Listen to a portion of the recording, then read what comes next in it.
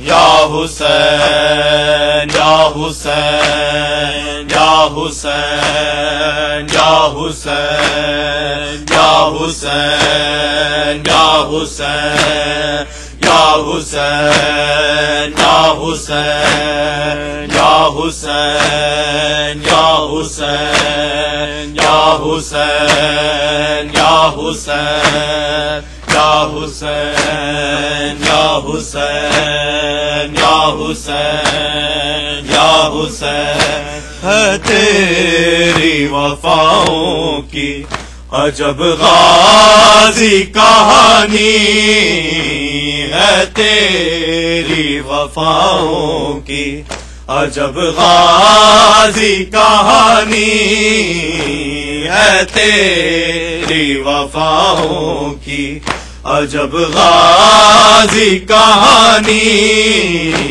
ہے تیری وفاؤں کی عجب غازی کہانی ہے تیری وفاؤں کی عجب غازی کہانی ہے تیری وفاؤں کی عجب غازی کہانی ہے تیری وفاؤں کی عجب غازی کہانی ہے تیری وفاؤں کی عجب غازی کہانی ہے تیری وفاؤں کی عجب غازی کہانی ہے تیری وفاؤں کی عجب غازی کہانی